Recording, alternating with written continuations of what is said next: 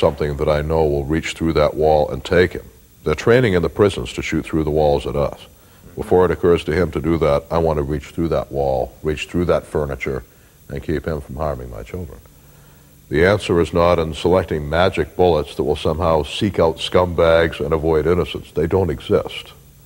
The answer is in tactics, in planning, and preparation. Will a shotgun, or is a shotgun a one-shot man-stopper? Nothing is a one-shot man-stopper. New York City had one case of the subject struck 3 times with 12-gauge double-aught buck through the torso, a total of 9, 18, 27 .33 caliber projectiles. Didn't go down until he was hit with a 38 wad cutter that broke his pelvis. They have had 5 men hit with 12-gauge rifled slugs who were able to remain ambulatory for a period of time. Nothing's 100%. You'll see men who are like bullet sponges. The crack monster a few years ago in the Bronx, in the Grand Concourse incident, who was shot 18 times, kept shooting back, is reloading, and still up and running after 18 hits when a rifled slug through the heart finally put him down. A slug, 50 caliber almost, right? Try 72. 72 caliber. Wow. And that finally put him down. On the other hand, you'll have one like one of my friends who, back in the old days before he had any training, thought the proper way to clean his gun was to spray it all over with WD-40, and it would save a little time if he just didn't take out the cartridges. So he's licensed to carry in the city of New York. He's opened it, sprayed everything, including the cartridges, so they'll be nice and clean too, with metal-penetrating WD-40. Does not realize that he has now killed his primers and deactivated his ammunition.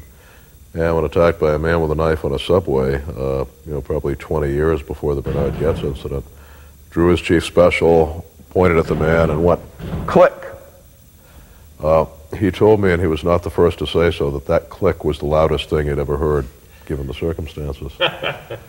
But the opponent with the knife looked at him and rolled his eyes into his head, and fainted.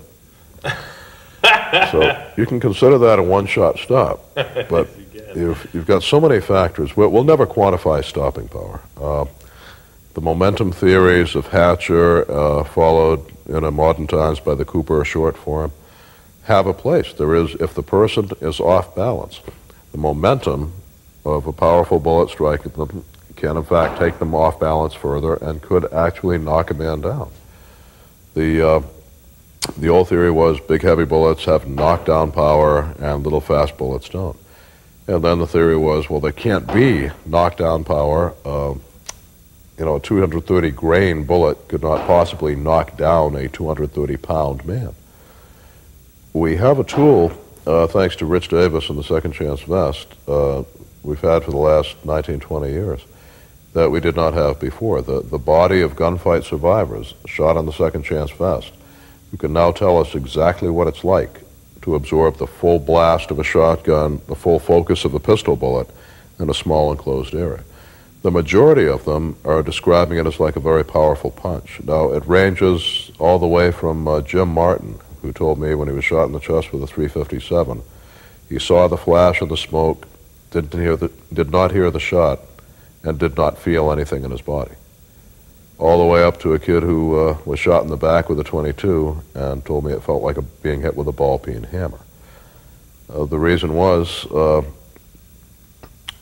it's really simple. This is why I'll never quantify any of this. If you're off balance, a blow that a man describes as equivalent to a punch will knock you on your back.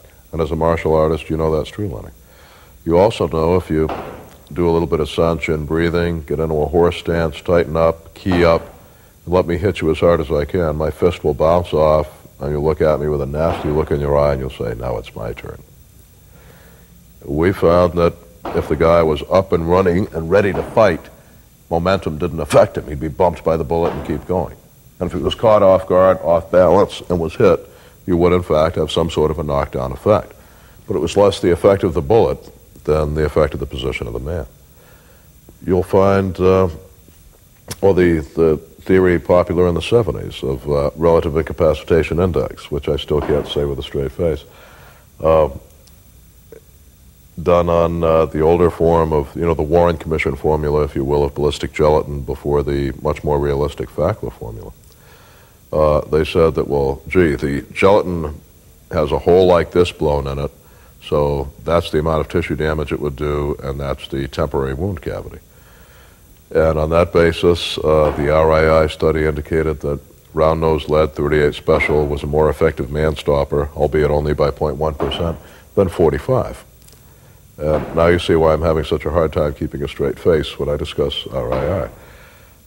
The current theory is that temporary wound cavity is meaningless, tissue is elastic, it snaps back, it's not destroyed, da-da.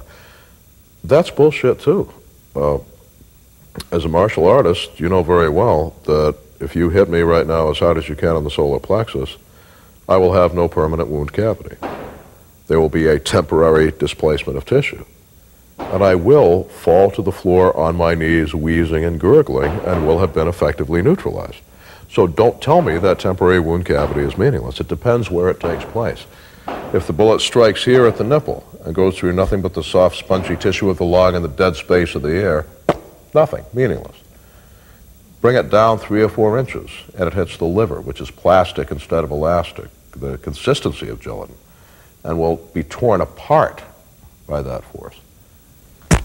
I'll probably be down. The other theory, the one out of New York City, was placement. Placement was everything, they said.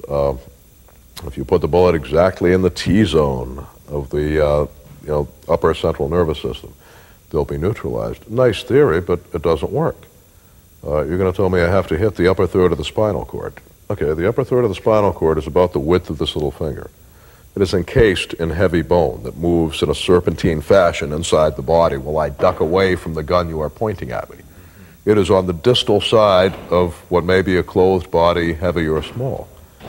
Okay, you've seen the best in the world, Lenny, and so have your viewers through your videos, and no man could count on doing that. That's why none of the professionals they ever saw in a Lenny McGill video carry a 22 or a 38 with round-nosed lead, unless the issuing authority forced them to carry a 38 with round-nosed lead. You could shoot me right now in the head with a 22 CB cap right here, and I'd probably toss you a coin 50-50. One of 2 things would happen. 1, I would fall down and be neutralized, or 2, I would draw this 45 automatic, and you would spend your wake in a closed coffin. And that's what placement is worth if the bullet does not have the wherewithal to make the placement meaningful. So what I'm saying, I guess, is when people say this is everything, velocity is everything, caliber is everything, placement is everything, permanent cavity is everything, temporary cavity is everything. Look, nothing is everything, but everything is something. Any of those effects can take place. It depends. The reason we'll never quantify it is, I think the real reason, so much of it, probably 50%, maybe more, of what makes one guy go down and one guy stay up fighting has nothing to do with a bullet. It has to do with the mind of the man. Are they in good physical shape? Is there good cardiovascular conditioning? Are they or are they not supercharged on drugs? Do they have a rage to live, a rage to kill? Are they pussies or are they fighters? Are they in a balanced position that can take an impact, or are they caught off guard and off balance, like a guy dropped with a sucker punch? And that's why you're never going to quantify stopping power. Follow the old rule. The most powerful weapon you can control, an accurate rapid fire on multiple targets. Keep shooting until the subject is down and incapable of harming it. And we'll discuss it with the jury later. Okay, real quick. Keys to surviving a gunfight. Mental preparation. Preparedness and awareness. You're prepared, you know it may happen someday, you're prepared to go all the way to what we call the gravest extreme. You've seen it through to the third dimension of the reality, not thinking the gunfight would begin with a draw and end with the last shot. But you've realized, yes, could I go through a criminal trial? Could I go through a civil trial? Could I stand the post-shooting trauma? And do I even know what post-shooting trauma is, or do I try to deny it because I want to be a warrior prince? Awareness and preparedness, to me, is the first. Second, tactics, proper use of tactics. Extend the distance to where your marksmanship beats his advantage of action versus reaction when he's the initiator and you're the defending reactor. Be behind solid cover. be where you can shoot him and he can't shoot you. Skill with the safety